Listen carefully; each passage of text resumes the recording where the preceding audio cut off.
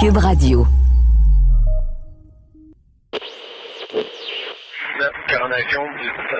Cet épisode traite de sujets qui pourraient choquer certaines personnes. Soyez-en avertis.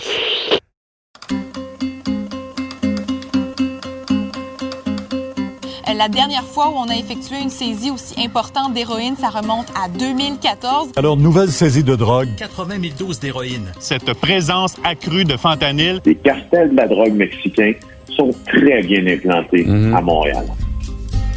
Je m'appelle Brigitte Noël, je suis journaliste au bureau d'enquête de Québecor. Et moi, je m'appelle Félix Séguin, puis je suis journaliste au même endroit. Saviez-vous que le Québec est la terre d'accueil de plusieurs des plus gros trafiquants de la planète? Savez-vous qui ils sont? Narcos, PQ. C'est là qu'on va les découvrir.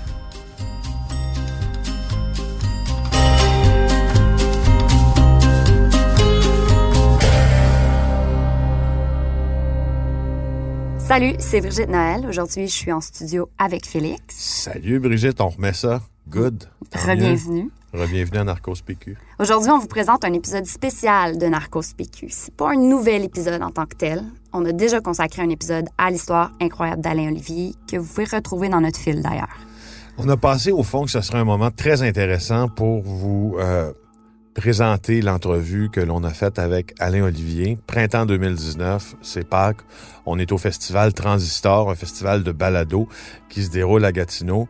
Et on enregistre cette entrevue avec Alain Olivier, qui, rappelons-le, parce que là, vous allez l'entendre, mais il faut vous dire c'est qui.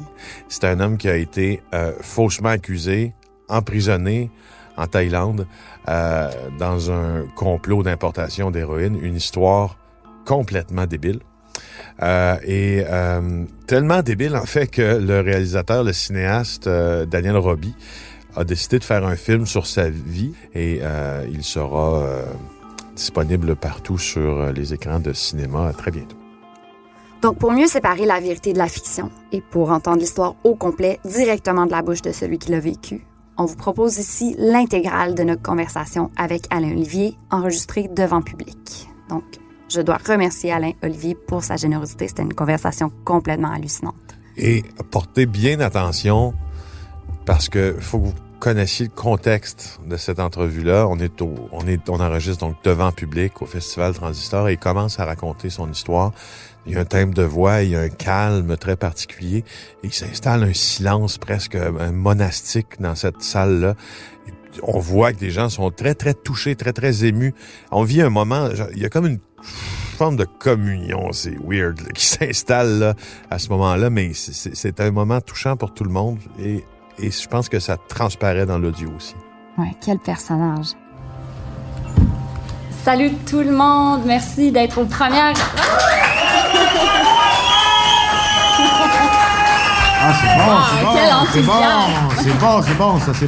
C'est bon. Merci d'être ici pour le premier enregistrement live de Narcos PQ. Merci beaucoup au Festival Transistor de nous accueillir. On est vraiment contents d'être ici à Gatineau.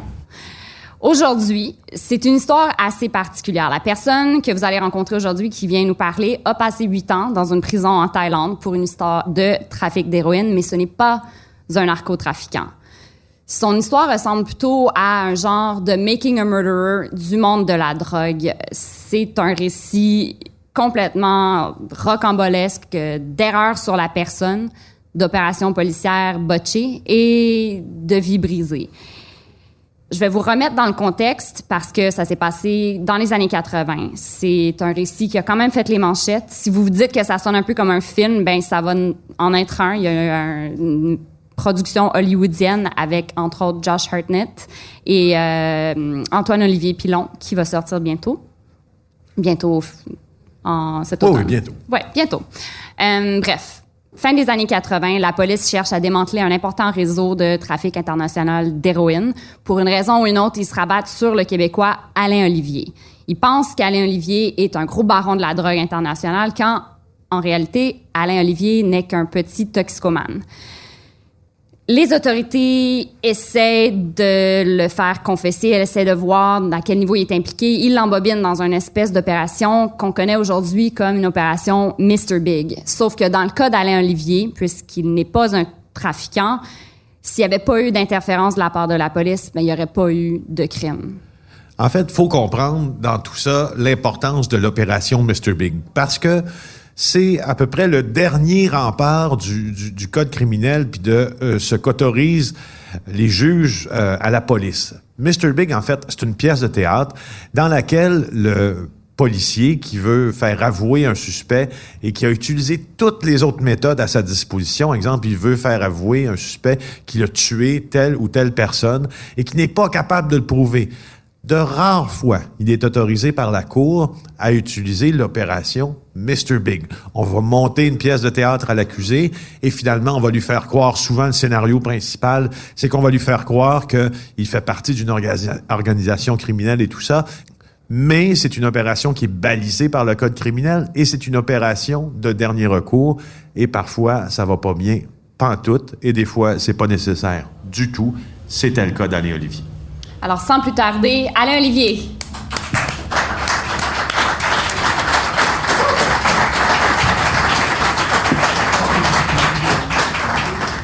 Fait on va commencer l'histoire en 87. Tu habitais alors à Gibson. Gibson's Landing, en Colombie-Britannique. Parle-nous de qui tu étais à l'époque, de qu'est-ce que tu faisais là-bas. Moi, j'étais un planteur d'arbres, puis je travaillais aussi sur un petit bateau de pêche.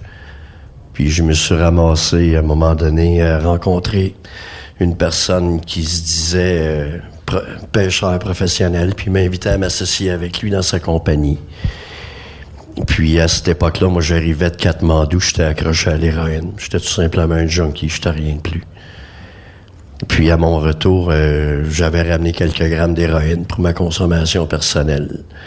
Puis il en a fait avec moi, puis il s'est mis à faire un paquet de drogue avec moi. Puis lorsqu'il a passé mon nom de famille, puis ma date de naissance dans la banque de la GRC, il y a un record criminel qui est sorti avec plusieurs convictions, que ce soit pour de la drogue, de la violence, des armes à feu, etc. Puis ça m'appartenait pas. Une semaine après, mais les mêmes agents des agents de la GRC sont venus sur mon bateau pour aller à la pêche. Sont partis 2 bonhommes. Puis 3 jours après, il y en a seulement un qui est revenu, puis il y avait du sang à la grandeur du bateau avec des balles vides de 9 mm pour me faire croire qu'il avait tué quelqu'un. C'est un scénario de meurtre qui était fait pour m'inciter à les accompagner. Donc, Alain le pêcheur, c'est un agent double. C'est un agent double qui s'appelait Glenn Barry. Il a changé de nom à plusieurs reprises. Aujourd'hui, il vit caché, on ne sait pas où, mais il a été payé 120 000 exempt d'impôts pour me framer. Puis il travaille pour le GRC depuis. C'est un informateur au début qui avait été retrouvé coupable pour fraude, possession de drogue, vol et recel. Un citoyen exemplaire là, que le GRC a ramassé afin de faire le travail sale. C'est ça qui est arrivé. Fait que probablement que t'es pas le seul à avoir été framé par cet agent-là, mais si on revient à ton histoire, donc le bateau revient, et là, il y a du sang à grandeur. Il y a des taches de sang, puis moi, en rentrant sur le bateau, je me suis aperçu qu'il manquait un des individus. Puis lorsque j'ai regardé à terre, j'ai vu... Il y avait des traces de sang, il manquait quelqu'un. Puis en regardant sur le plancher, j'ai trouvé deux cartouches vides de 9 mm. Puis lorsque j'ai amené les cartouches à Glenn Barry, mon associé dans la compagnie de bateau pour la pêche au saumon, il m'a dit de pas poser de questions, que son chum, il venait de tuer l'autre gars parce qu'il posait trop de questions, puis il amenait des problèmes à leurs organisations. La même chose était pour m'arriver si j'écoutais pas ce qu'il me disait. Fait que là, tu te sens coincé, là. T'es comme un peu complice à un meurtre. Ben moi, j'ai toujours été peace and love. J'étais un musicien aussi. En plus, j'ai travaillé dans le bois toute ma vie, puis me ramasser confronté à une scène, ce qui avait toutes les allures d'une scène de crime, dans le fond, sur le bateau sur lequel je vivais en plus. Oui, j'ai eu peur. J'ai pogné, comme on dit en québécois, j'ai pogné à la chienne. Le monde peut... C'est dur de s'imaginer la réaction qu'on peut avoir. Mais c'était le début seulement d'une longue aventure. Puis ça a duré 18 mois, comme ça, par la suite, qui m'ont poursuivi à travers le Canada à me faire des menaces. En même temps, tu es accro à l'héros à ce moment-là. C'est sûr que tu es désorganisé dans ta tête. Là. C'est sûr que un individu qui est pas accro à l'héros ou qui est pas un gros consommateur dans la même situation aurait peut-être eu... Ça affecte notre jugement. Différent. Ça affecte le jugement, mais c'est pas juste ça aussi. L'héroïne, moi, c'était devenu ma façon de fuir la réalité. Fait que même face à toutes les menaces que j'ai eues, quand je sentais trop de pression, mais l'héroïne, c'était mon exutoire pour tout oublier. Mais c'était pas rien pour arranger la situation parce que le problème est encore là le lendemain. Fait que là, ta relation avec eux continue de se tisser. Parle-nous un peu de comme ton parcours avec ces agents doubles-là qui talonnent. Après le scénario de meurtre, ils ont commencé à me demander si je serais intéressé à les accompagner en Thaïlande pour les introduire à une source d'héroïne. Puis moi, tout ce que je leur disais à l'époque, c'est que je connaissais... Les seules sources que je connaissais, c'était des chauffeurs de tuk-tuk. Rien de plus. Tu connaissais pas des gros barons de la drogue? Non. On peut dire que c'est pas... Sauf que la GRC, à ce moment-là, quand ils ont fait l'erreur d'identité, ils ont vu mon nom de famille, ma date de naissance avec un record criminel, comme je disais, pour de la drogue, de la violence, des armes à feu et tout le tralala, ça m'appartenait pas, mais eux autres, ils étaient convaincus que ça m'appartenait. Fait qu'ils ont décidé qu'ils étaient pour me convaincre d'aller en Thaïlande. Puis pendant 18 mois de temps, ils m'ont fait des menaces. Ils m'ont offert de payer toutes mes dépenses. Ils l'ont fait d'ailleurs. Ils ont payé mon ticket d'avion et tout, pour être là-bas en Thaïlande. Puis ils me donnaient en plus 10% de la quantité d'héroïne qu'ils achetaient là-bas.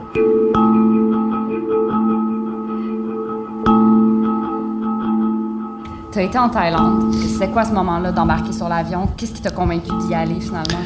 Ben moi, quand ils ont payé mon ticket d'avion, en fait, c'est que ils sont venus me chercher ici à Montréal, de Vancouver. Ils sont venus 2 fois.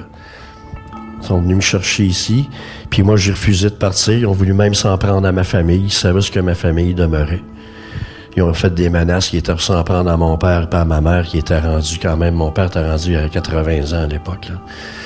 Puis c'était une pression constante, pendant 18 mois pour me convaincre de les accompagner là-bas. Mais quand on pense qu'on parle, puis on fait face à des tueurs, puis que ces mêmes gens-là vont parcourir 3000 milles, 5000 kilomètres ils vont traverser le pays en entier pour venir te faire passer leur message. C'est sûr que ça peut avoir l'air convaincant. Puis le Mr. Big en question, le sergent de cette opération-là, qui était le sergent Jacked Up, il pèse environ 350 livres. Encore plus convaincant. Puis il mesure 5 et 9, 5 et 10. Ah, c'est un peu moins. Mais quand est-ce que tu embarques dans l'avion? Raconte-nous, donc tu embarques dans l'avion, Quand ils sont venus ici, ils m'ont rappelé, ils m'ont dit, OK, tu vas décoller pour la Thaïlande, on a préparé ton ticket d'avion puis tout. Moi, j'ai pris l'avion jusqu'à Vancouver. C'est même ma mère qui a payé mon avion, parce que j'avais pas une scène. Puis je savais qu'il voulait s'en prendre à ma famille et à moi. Puis quand je suis arrivé à Vancouver, celui qui était mon associé dans la compagnie de pêche, je me suis ramassé tout seul avec d'une chambre. La GRC l'avait ramené dans mon entourage pour une dernière rencontre pour me faire passer leur message que si c'était pour aller mal en Thaïlande, il était carrément pour me tuer.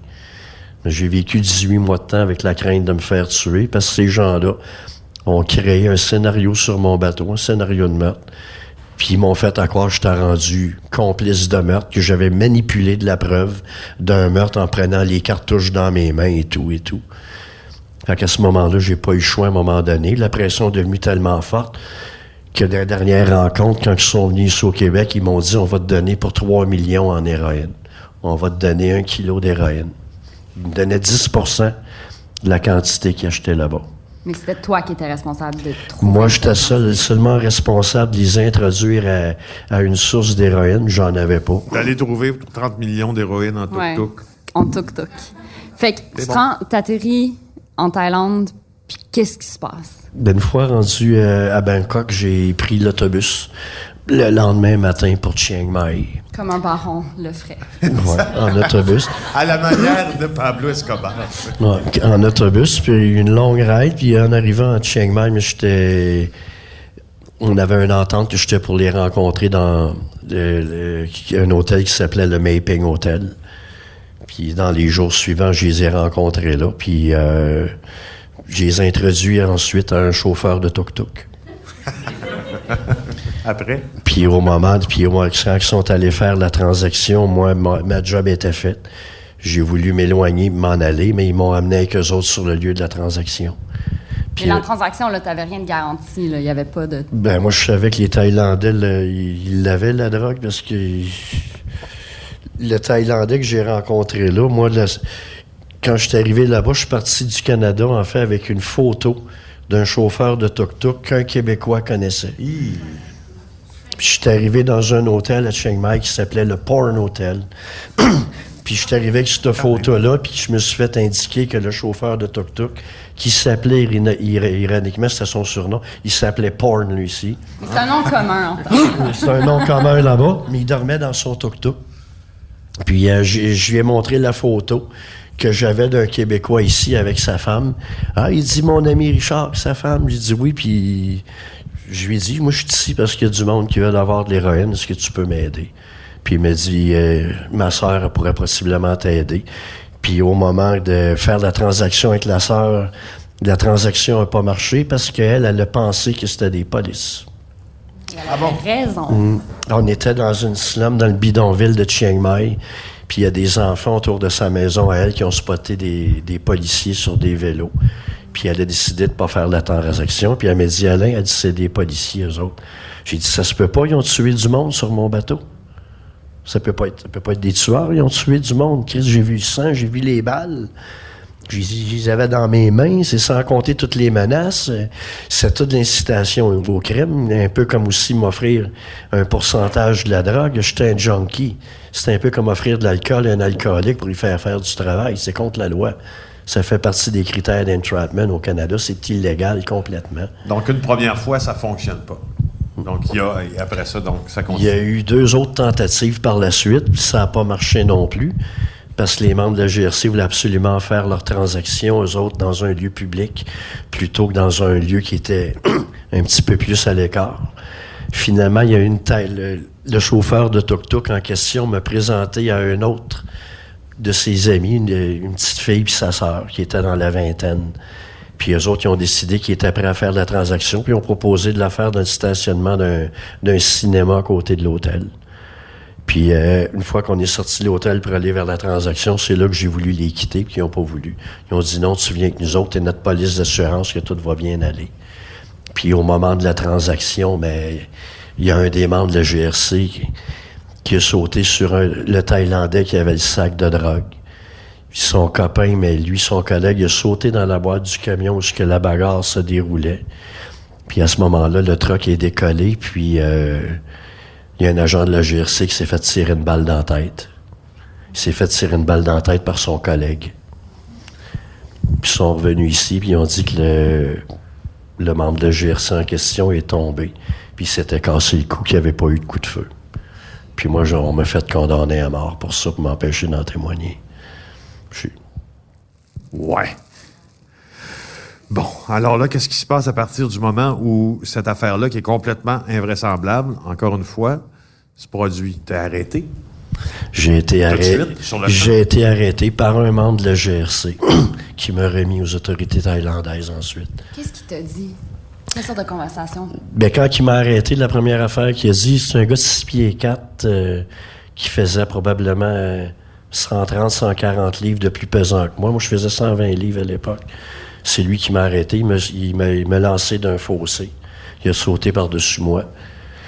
Puis là, il m'a dit « I got you now, motherfucker ». C'est ça qu'il m'a dit. Puis au moment qu'il m'a dit ça, mais quand on a relevé les yeux, on a vu la camionnette se diriger avec les membres de la GSC qui se battaient à l'arrière du camion avec les Thaïlandais. Puis peut-être à 200-300 pieds plus loin, on était en pleine noirceur, on voyait juste les lumières du camion. Tout à coup, les lumières de break se sont allumées en arrière, puis on a entendu un coup de feu. C'est là que le gars de la GRC m'a dit « Who's got a gun? Where is your gun? » On n'avait pas de gun. Les seuls qui avaient des guns, c'était eux autres. Mais ironiquement, dans le grand scheme de ce qui s'est passé dans cette histoire-là, un général thaïlandais, 3 jours plus tard, après toute la couverture médiatique qui avait déclaré que Flanagan s'était fait tirer une balle dans la tête, mais Ça a passé à la radio, à la télévision, dans tous les journaux thaïlandais puis anglais de Bangkok, qui s'était fait tirer une balle. Les docteurs ont témoigné qu'il avait enlevé une balle de son crâne. Il y a un général qui est allé dire que les médias s'étaient trompés, qu'il n'y avait jamais eu de coup de feu. Puis ils ont enterré l'histoire. La GRC est revenue ici avec la dépouille de leurs camarades. Ils sont arrivés le vendredi matin. Après, je me suis fait arrêter, moi, le 19 février 89. Puis le 24 février 89, ils sont revenus ici avec la dépouille de Flanagan à Vancouver. Il a été dirigé directement au crématorium où ils l'ont incinéré contre le désir de la famille. Il n'y a pas eu d'autopsie au Canada. Parle-moi de ton séjour de 8 ans en prison thaïlandaise. 8 ans et demi, en fait. Au-dessus de 3100 jours. Sur cette période-là, j'ai passé 1188 jours. J'ai passé 3 ans et demi enchaîné. 24 heures par jour, 7 jours par semaine, avec 20 livres de chaîne aux pieds. J'ai des photos que je pourrais vous montrer, qui est une gracieuseté de la GRC, qui m'ont pris en photo à mon procès à Bangkok. Lorsque je traversais la rue, mais sur la photo, j'ai pas 20 livres, mais 40 livres de chaîne. Parce qu'à nos sorties devant le tribunal pour une comparution, on nous rajoutait une chaîne. Puis vu que lors de la transaction, la GRC, les Thaïlandais ne les ont pas dealé 10 kilos d'un coup, ils les ont donné 2,4 kilos, mais c'était au-dessus de 100 grammes, puis au-dessus de 100 grammes, c'est la peine de mort en Thaïlande. Puis à ce moment-là, quand tu vas au tribunal, mais on te rajoute une chaîne en plus de la chaîne que tu portes au quotidien en prison pour faire sûr que tu restes les pieds bien ancrés à terre, puis t'essayes pas de te pousser. C'est des conditions absolument terribles. J'ai une question là-dessus. tu entres là, t'es héroïnomane. Donc, on peut penser que dans les journées qui ont précédé ton arrestation, tu as probablement fait de l'héros. J'ai fait de l'héros, aller jusqu'à quelques heures avant mon arrestation. Donc, en même temps que tu entres en prison, tu es en sevrage aussi. Quand j'ai été arrêté dans les heures qui ont suivi au poste de police, parce qu'ils ont fait une réanimation des événements du buy and bust qu'il y a eu là-bas, il y avait des Thaïlandais de différents corps policiers avec des caméras. Puis ils ont décidé de tout réanimer la scène, sauf que ce coup-là, Flanagan ne se faisait plus tirer. Mais moi, j'étais pas capable de suivre le lendemain de mon arrestation. Durant mon interrogatoire, j'ai passé des heures avec un gun sur ma tête pour manger des baffes. Puis quand je suis tombé vraiment en manque, mais j'ai vomi sur le policier qui conduisait mon interrogatoire. Parce qu'il avait son gun sur ma tête, puis il arrêtait pas de dire que j'étais un homme mort. Puis je suis venu tellement à bout que j'étais en sevrage en plus, j'étais sur le bord, puis je l'ai attendu devant eux, j'ai vomi dessus. Oh, puis ils ont été obligés de me ramener devant un autre. Par le temps qu'ils m'ont ramené à cellule en bas, j'étais malade, mais dans la cellule au poste de police, il y avait un petit Thaïlandais qui en vendait. J'ai échangé ma montre contre de l'héroïne.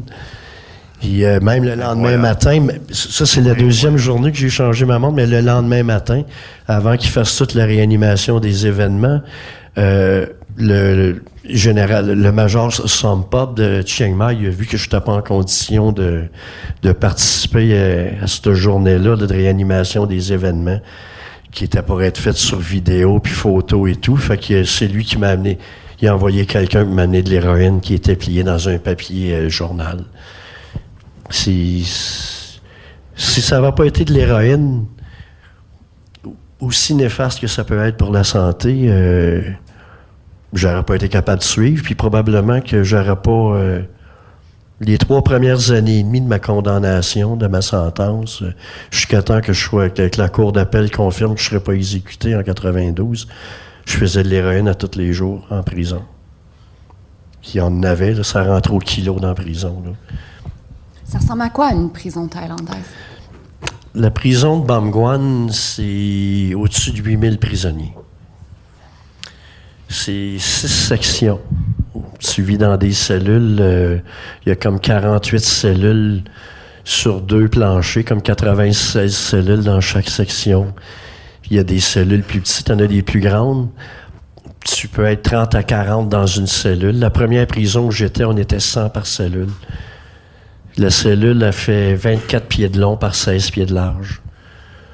Moi, j'ai été tellement crowdé dans des cellules qu'il fallait que je dorme sur le côté. parce qu'à mon entrée à la prison, la cellule où je suis allé, dans la cellule numéro 10, c'est moi qui ai demandé de rester là en bout de ligne, mais c'était la cellule où tous les nouveaux arrivaient, puis tous les condamnés à mort et tous les autres passaient leur dernière nuit. J'ai passé 18 mois dans cette cellule-là, mais il fallait dormir sur le côté parce qu'il y avait trop de monde dans la cellule. Puis avec les chaînes aux pieds, mais c'est le bruit. Ça fait clink, clink, clink. C'est un bruit qui reste dans notre tête après, un peu comme une note de musique. Puis j'ai encore ce bruit-là qui va me suivre toute ma vie dans ma tête. Puis c'est aussi l'humiliation. Moi, j'ai jamais attaché un animal de ma vie, puis j'ai eu des animaux toute ma vie. Puis je me suis ramassé du jour au lendemain à avoir le pied sur un enclume. Là-bas, c'est des anneaux d'acier qui font à peu près cette grosseur-là, qui te mettent dans le pied puis qui referment avec une masse sur un enclume. Ça s'enlève pas, là. Moi, j'ai passé 42 mois avec ça. Juste au nom de la politique canadienne. Et comment tu vas finalement sortir de là? Il y a eu une enquête à Ottawa qui m'avait innocenté, une enquête de la Commission des plaintes du public contre le GRC. À quel moment? L'enquête, elle a été ouverte 3 mois après mon arrestation là-bas. Puis vous allez voir l'ironie dans tout ça. L'opération, moi, qui m'a amené là-bas, s'appelait Déception.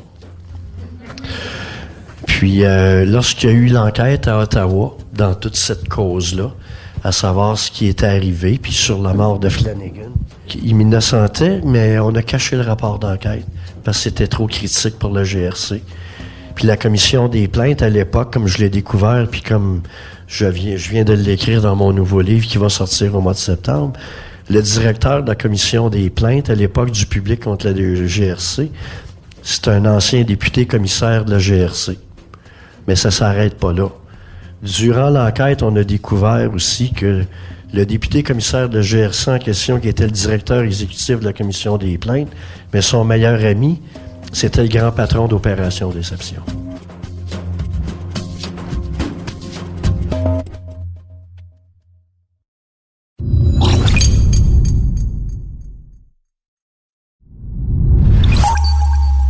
On se rend compte que tu étais pris dans un tracteur incroyable, donc t'es innocenté. Et là, qu'est-ce qui arrive en prison? Comment tu le sais? Parce que, je veux dire, là, tu as les chaînes aux pieds, tu dors de côté. T'es condamné à mort. T'es condamné à mort. Il se passe quoi? Ben, c'est Victor Malarec, le journaliste de Toronto, qui a fait toute la différence là-dedans. Victor, lui, quand il a vu le communiqué de presse de GRC ici, suite à mon arrestation, il a trouvé ça louche. Il y avait de quoi qui marchait pas. Il venait juste de compléter son livre « Marchand de misère » qui traitait du marché de la drogue. Puis il avait justement passé des semaines en Thaïlande à couvrir tout le market de l'héroïne, puis à Vancouver, Toronto et tout le tralala. Puis il a décidé, lui, de venir me voir. Il travaillait pour le Globe and Mail à l'époque. Puis lorsqu'il est venu me voir à Bambat, la première prison que je vous disais qu'on dormait en cuillère de côté parce qu'il y avait trop de monde, c'est là que j'ai conté toute l'histoire, le scénario de meurtre, les promesses de drogue, les menaces et tout et tout. Est-ce qu'il t'a cru? C'est comme invraisemblable. Non, il m'a pas cru, ce gars. Il avait les yeux grands de même. Il dit, c'est impossible, la police peut pas faire ça. Mais j'ai dit, va te renseigner, puis tout.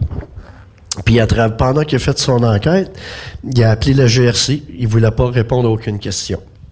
Puis normalement, le GRC ont même collaboré à ses livres au préalable qui a couvert des histoires sur le GRC, des histoires de drogue. Tout à coup, c'est un bon indice. Hein? À un moment donné, si t'as des bonnes sources, tout fonctionne, puis d'un coup sec, ça fonctionne pas. Ça fonctionne plus. C'est là qu'il y a eu des doutes. Fait qu'il a décidé de venir me rencontrer, puis il a offert à GRC de s'expliquer. Ils n'ont pas voulu. Fait qu'il a écrit un premier article dans le Globe and Mail en mars 89. Puis ça l'a mené à l'enquête à la Commission des plaintes du public à Ottawa. Mais après ça, on s'est perdu je dirais pas qu'on s'est perdu, mais on n'a pas tenu un contact. C'est allé juste en 95, après qu'il y a eu l'enquête à Ottawa, que le rapport officiel a sorti, mais moi, je savais qu'il y avait de quoi qui était pas correct. Fait que j'ai fait une demande d'accès à l'information ici au Canada, à partir de l'ambassade canadienne, pour avoir tout le dossier qu'il y avait à la commission des plaintes. À ce moment-là, tu es encore en Thaïlande? Je suis en Thaïlande en prison. Puis c'est là que j'ai mis... lorsque j'ai reçu la première boîte d'accès à l'information, j'avais tout le dossier de la commission des plaintes, sauf le rapport McEwen qui avait été caché, mais je l'ai reçu d'une enveloppe brune quelques jours après. C'est quoi le rapport McEwen? C'est Paul McEwen, c'était l'enquêteur qui avait découvert ce qui m'avait été fait, puis qui avait écrit un rapport qui m'innocentait, mais c'était trop critique, le GRC, ce qui fait qu'on a tabletté le rapport, puis on en a réécrit un autre, puis moi, on m'a mis aux oubliettes.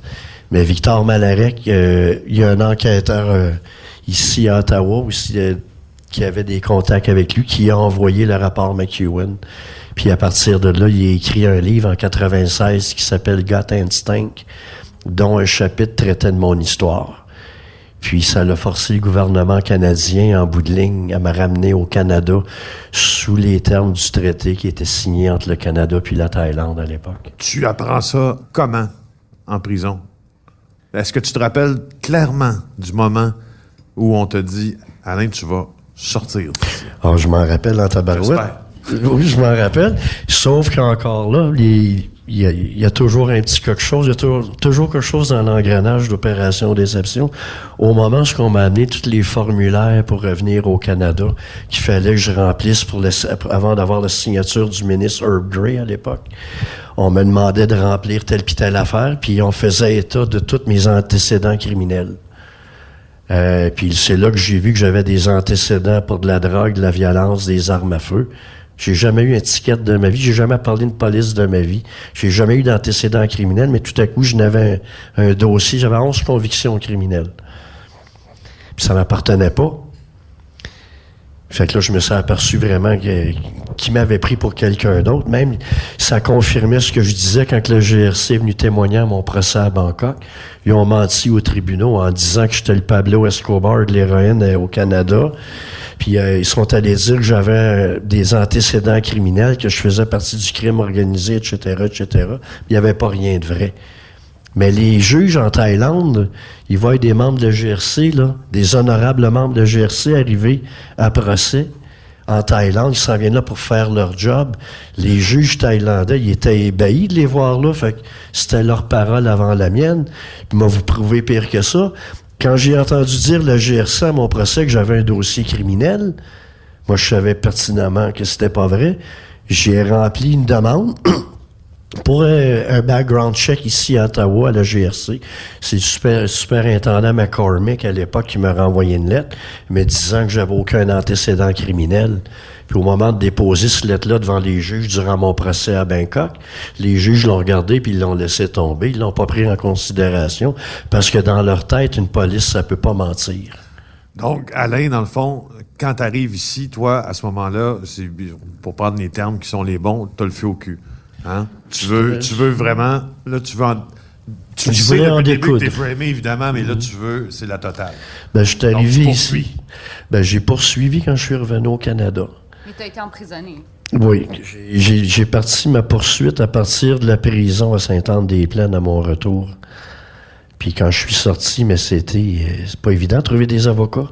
Je m'en prends au procureur général, puis la GRC, qui est l'institution la plus puissante au Canada, puis je m'en vais les accuser d'être de mauvaise foi. Puis je m'en vais les accuser qui ont menti sur la mort de leurs collègues. Je les accuse de m'avoir incité à commettre un crime, des scénarios de meurtre et tout le tralala.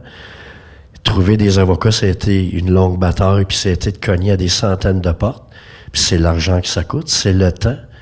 Un dossier, moi, quand je suis revenu au Canada, j'avais seulement le rapport McEwen dans les mains, puis le dossier qu'il y avait à la commission des plaintes qui était expurgué à 90%, qui était tout édité, que je pouvais même pas voir ce qui était écrit. Il a fallu que je monte mon dossier à partir de ça, puis ça n'a pas été facile, jusqu'à temps que des avocats décident que oui, il y avait vraiment, vraiment de quoi là, pour aller de l'avant avec une poursuite. Une fois qu'il n'y a plus de corps, ils ont détruit les preuves. Puis moi, je m'en vais dire qu'ils mentent. Là, la GRC, là, c'est pas n'importe qui. Moi, j'étais un junkie à l'époque. Puis, ben, c'est sûr, j'étais plus de junkie quand je les ai amenés à procès ici. Mais quand même, les juges, là, c'est quoi qu'ils regardent, eux autres? C'est quoi qui est le plus impressionnant? moi, j'ai témoigné pendant 7 jours ici, devant le tribunal, puis le procureur général n'a même pas eu le culot de me contre-interroger sur la mort de Flanagan, sur le scénario de meurtre. Ils m'ont interrogé sur mon premier bouquin, que Normand Lester, que j'avais écrit en 2002, c'est tout. Ils ont ignoré tout. Ils savaient déjà, d'après moi, ce qui était pour arriver, de toute façon. Puis après 3 mois de procès, j'avais déjà demandé au juge si la cause était prescrite ici. Puis le juge n'a pas voulu me répondre. Il a laissé aller le procès pendant 3 mois. Puis après 3 mois, il a déclaré que la cause était prescrite. Puis il m'a donné une facture d'1,5 million en frais de cour. Ça a coûté 2,5 millions à mes avocats en temps puis en argent. On peut obtenir que c'est une prescription pour poursuivre soit levée si tu es dans l'incapacité. L'incapacité. Entre autres, pour des circonstances exceptionnelles. Puis, on a eu l'incapacité de se défendre. Enchaîné en Thaïlande. Puis on a eu le meilleur exemple de ça, que la prescription est négociable avec les tribunaux, surtout depuis les scandales de pédophilie avec l'Église. Ils ont été obligés d'abolir la prescription dans ben des cas. Mais moi, dans la mienne, ils ont dit non. Les juges, en fait, ont dit qu'à partir de 92, en juillet 92, quand que je me suis fait enlever mes chaînes, qu'à partir de ce journée-là, j'étais capable d'actionner le gouvernement. Ils ont dit que j'étais psychologiquement apte à actionner le gouvernement à partir de ma cellule en prison en Thaïlande, parce que j'avais aucune communication, pas de lit, pas de toilette, pas de douche, pas de visite, pas de téléphone, rien. Ils ont dit que j'étais psychologiquement apte parce que j'étais capable d'écrire des lettres de plainte au gouvernement canadien. C'est le système pour lequel je me bats présentement. Puis comme je l'ai déjà dit à Brigitte puis à Félix, ça fait 30 ans, moi, là, ça fait 30 ans le 19 février que je me bats. Puis finalement, tu as trouvé des avocats qui t'aident, qui t'ont aidé. Qui m'ont aidé, mais on s'est fait dire par la cour que la cause était prescrite. Pire que ça, toute la preuve, moi, vu que le corps de Flanagan avait été incinéré, on ne pouvait pas le faire exhumer pour une autre autopsie. Il a fallu que j'attende tous leurs témoignages pour accumuler la preuve, pour démontrer qu'ils mentaient. Puis malgré tout le travail que j'ai mis, un document de 163 pages, c'est 163 pages de parjure, exclusivement de la GRC, sur un moment qui a duré 5 minutes sur la mort de leur collègue. Les juges, ils m'ont traité de menteur, ils ont dit qu'il n'y avait aucune preuve que la GRC mentait. Puis c'est avec ça que vous vivez aujourd'hui. Puis je suis vraiment... Il n'y a pas personne qui peut être plus désolé que moi de voir que le système de justice canadien est prêt à laisser tomber. Peu importe l'individu, peu importe si c'est un junkie comme je l'ai été, pour des raisons telles que ça. Vous avez le droit à la vérité. Mais pire que ça, plus que ça, vos enfants, des générations à venir, ont le droit, eux autres, d'avoir une garantie que leur système de justice va être là pour les protéger et non pas pour les détruire comme le procureur général a essayé de faire dans ma cause. Alain Olivier, merci pour ce lapsus, pour les années à vivre, parce que manifestement, ça a été privé de ta vie. Bien là, il y a des bonnes choses qui s'en viennent. Tu le mérites très bien. Je voudrais te témoigner en mon nom, au nom de Brigitte aussi, l'admiration qu'on a devant toi, devant l'humilité avec laquelle tu rencontres ce parcours-là, d'une part. Merci.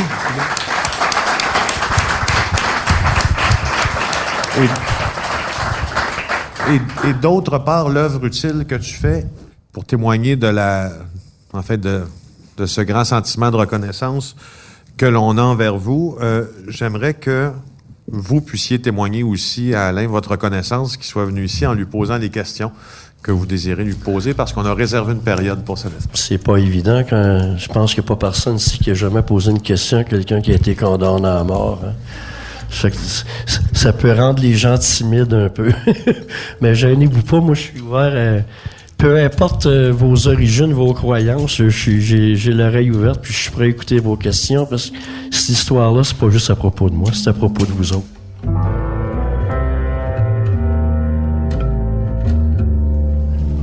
Julie, je me demandais, je suis pas certaine d'avoir compris quand dans votre récit vous avez compris qu'il s'agissait d'agents de la GRC. Ben lorsqu'ils m'ont arrêté, ils sont mis à crier « police, police », fait que là, je me suis aperçu que c'était vraiment des polices. J'ai pas eu le choix, puis surtout, dans le contexte où j'étais là. Lorsqu'il y avait l'échange? Lorsqu'il y a eu l'échange, lorsqu'il était sûr que la drogue était là, il y en a un, deux qui s'est mis à crier « Police, police ». Puis moi, lorsque je me suis éloigné de la scène, mais il y en a un des autres qui était à 2 coins de rue plus loin, qui s'est emmené en courant et qui a sauté sur moi, qui m'a arrêté. 2 questions rapides. Selon vous, il y a combien de cas comme vous? Dans toute l'histoire judiciaire au Canada, malgré que les dernières causes qu'il y a eu depuis 2012 dans l'histoire de Mr. Big, que ce soit Alan Smith, Perrault ou les autres, il n'y a pas personne qui a une cause comme moi au Canada.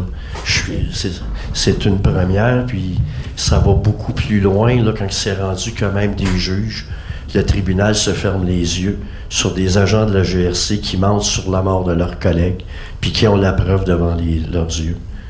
C'est ça qui fait mal. Parce que je m'attendais qu'au Canada, qu'on ait un système de justice qui soit franc, honnête et égal pour tout le monde. Florence, je veux juste donc éclaircir ce point-là. Le malheureux policier, si on peut l'appeler comme ça, qui s'est pris la balle dans la tête, faisait partie du scénario. Juste éclaircir ça. Derek Flanagan, c'était un des membres de la GRC qui est venu en Thaïlande. Alors, il s'est fait prendre son propre jeu. On lui a mis une balle dans la tête. C'est son partner qui a mis une balle dans la tête. Accidentellement. Parce que ça conclut. Donc, parfait. D'autres personnes, merveilleux. Alors, je m'appelle Rose. Est-ce que vous êtes encore capable de faire confiance à qui que ce soit? Oui. Comment vous avez réussi à retrouver la confiance? Je fais pas confiance à tout le monde. Sauf que quand j'ai passé un instant avec les gens, les regarder dans les yeux, puis à les écouter, j'ai une petite alarme dans ma tête qui part ou qui part pas, mais qui me dit, moi, ça, tu peux faire confiance, ça, non. Puis aujourd'hui, avec le temps, je me fie pas mal plus à mon instinct qu'à l'époque. Pas mal plus. On apprend avec le temps. On reconnaît un paquet de choses, on reconnaît des signes que des années avant, j'aurais pas pu reconnaître la situation pour ce qu'elle est. Aujourd'hui, oui. Puis c'est à cause de ça que je continue, puis j'ai l'intention de continuer à me battre. La cause est bonne, est honnête, c'est pas vous autres. J'ai pas suivi à un moment donné, tu as arrêté de prendre de l'héroïne, comment ça s'est passé ce processus-là, puis comment ça que t'es pas retombé dedans, avec toutes les histoires juridiques là, qui t'ont poursuivi toutes ces années-là? Ah ben c'est simple, parce qu'en 92, quand je suis passé de la mort à la vie, que c'était assuré, je me ferais pas exécuter. Ça faisait déjà à peu près quasiment 120 jours que j'étais dans le trou. Je vivais dans une cage en ciment parce que j'étais en punition par les autorités pour avoir voulu créer un comité de prisonniers avec d'autres amis. Puis quand je suis sorti de là, j'ai passé mon appel pendant que j'étais en isolement. Puis à ma sortie, mais un vieux Chinois que je connaissais, un vieux Birman chinois qui me dit que j'avais une raison de vivre à présent que j'étais plus condamné à mort. Puis la journée d'avant, un de mes amis venait de mourir d'une overdose à côté de moi. Puis c'est lui qui m'a fait comprendre que la même chose c'était pour m'arriver si j'arrêtais pas. Fait que j'ai arrêté de prendre l'héroïne.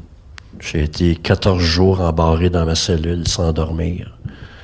Je fumais à peu près 1 once de pot par jour pour enlever le mal. J'ai été malade 3 mois de temps. À détremper ma couverture tellement que les toxines continuaient à me sortir du corps. Puis à partir de là, j'ai recommencé à m'entraîner. J'avais fait des arts martiaux pendant plus d'1 décennie à l'époque. Fait que j'ai commencé à m'entraîner à l'intérieur de la prison. Puis je me suis dit, c'est la seule façon que j'étais pour revenir au Canada. Sinon, je serais revenu les pieds devant. Puis au fur et à mesure, je me suis entraîné, mais j'ai retrouvé mes capacités mentales, disons, parce que mon cerveau était au ralenti. Parce que je ne veux pas, quand on prend de l'héroïne, que ce soit notre production de mélatonine, de sérotonine, etc., il y a des parties de notre cerveau qui tombent au sommeil. Puis une fois qu'on arrête, mais ça repart. Au fur et à mesure que notre niveau de sérotonine se rétablit, c'est un long processus, mais l'entraînement m'a ramené à ça. Puis c'est ça qui m'a ramené aussi à me battre contre le gouvernement à partir de ma cellule là-bas pour que vérité se fasse. Puis aujourd'hui, je suis fier de dire que les drogues dures, pour moi, ça fait longtemps que c'est chose du passé. J'ai plus besoin de ça, mais les années que j'en ai pris, quand j'étais en prison là-bas, je vais vous le dire, franchement, si j'avais pas pris d'héroïne, les trois premières années et demie, je pense que je me serais peut-être je serais peut-être mort. L'héroïne m'a permis de fuir la réalité de mon quotidien. Puis du moins, je me disais à moi-même que ça me tenait fort. Hein. Mais aller jusqu'à temps que je réalise que c'était pas mal plus que ça. Puis quand j'ai eu vraiment une raison de vivre, en sachant que je me ferais pas exécuter, j'ai décidé que j'étais pour me battre pour revenir au Canada. Puis à travers tout ça, moi, ce qui me bouleversait probablement le plus, c'est des êtres aimés qu'on perd, sans avoir eu le temps de leur dire qu'on les aime. Moi, ma mère est morte une semaine après le lancement du livre de Malarec, qui est, une fois qu'elle a su que j'étais innocent, elle est morte une semaine après, juste avant que je revienne au Canada. Puis il va falloir que je vive avec ça toute ma vie. Moi, j'ai pas eu la chance d'y dire « je t'aime ». J'ai pas eu la chance d'y dire merci pour tout ce qu'elle a fait. La seule affaire que j'ai pu faire, c'est carrément la perdre, mais au moins j'ai eu un peu la joie de me dire qu'elle est morte en sachant que son fils était innocent des choses pour lesquelles elle avait été accusée. Mais on vit pareil avec ça. Puis souvent, comme je disais à mes étudiants ici à l'université, quand je donne des conférences à Ottawa, ou peu importe à Montréal et à Toronto, je leur dis tous de jamais oublier de dire « je t'aime » à ceux qu'ils aiment. Parce que peut-être vous allez vous lever un matin, vous n'aurez pas cette chance-là. Puis vous allez vivre avec ça toute votre vie. Moi, je vais être pris pour vivre avec ça. Ma mère, elle m'écrivait toutes les semaines. Elle était prise du cœur, mais elle trouvait le moyen de m'écrire parce que chaque lettre représentait de l'espoir. Elle avait pour son dire que l'espoir, c'était la nourriture des pauvres. Puis en m'envoyant des lettres, mais elle m'aidait à m'accrocher. Puis elle continuait à me battre, Puis aujourd'hui, je me bats encore à sa mémoire parce que je lui ai promis que j'étais pour faire la vérité. C'est pas un péché de se battre pour la vérité. C'est une question de bon sens pour tout individu, pour toute société qui se respecte puis qui souhaite entretenir la viabilité d'un système de justice pour les générations à venir. Puis oubliez-les pas. Faites-le pour vos enfants, les enfants de vos enfants. C'est leur système de justice à eux autres. Moi, alors, je suis rendu là, c'est plus pour moi que je me bats, je suis rendu à 60 ans, là. Je me bats bien plus pour toutes vous autres, puis ce qui s'en vient par la suite. Ça dépend juste de vous autres. Si vous êtes prêts à vous battre pour avoir un système de justice qui va vous représenter honorablement, contrairement à ce qui est arrivé dans ma cause. Puis ça me fait de la peine de voir que c'est ça que j'ai vécu au Canada. Merci tellement, Alain. Merci.